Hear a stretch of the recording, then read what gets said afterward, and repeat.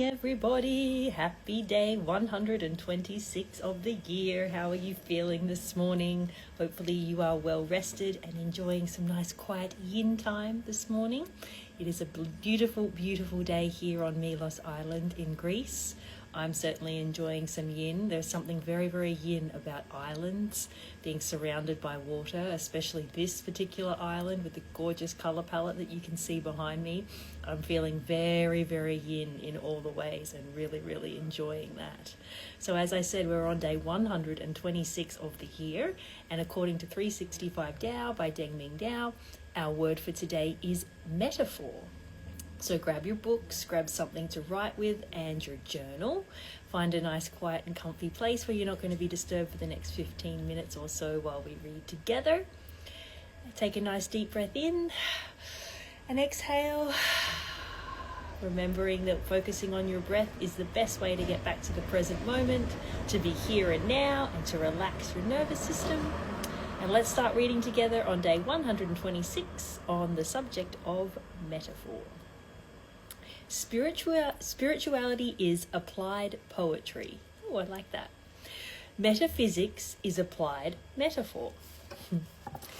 All the methods that we have for knowing Tao come from observing the outside world and then applying it to the human dilemma. In the past, the body was seen as a microcosm of the universe. Spiritual energy was compared to the sun. The duality of the body was matched to the duality of day and night. The habits of animals were copied for their innate wisdom, and the psychic centers of the body were imagined as opening flowers. Wow, so listen to that. Everything was, taken from nature, as it says here, in the past. All of our references, all of our inspiration, all of our ways of being were modeled from the natural world. Very Taoist. Even if we apply these ideas today, they yield results.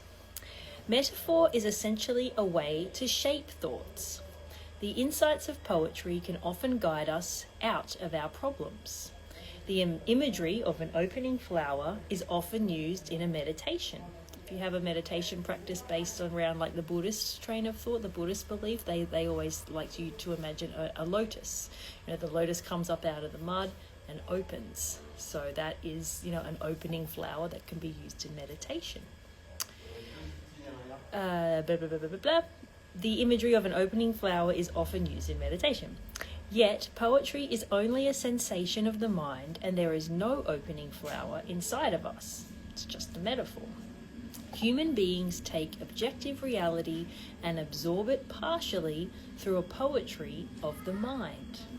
Without this, there could be no sense of humor, no creativity, and no spirituality.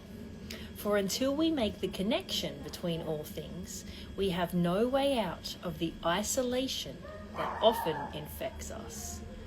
Wow, all things are one, and we shouldn't feel isolated because everything is everything, right? Everything is connected.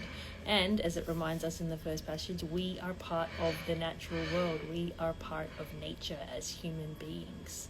So lots of beautiful things to think about in this morning's reading.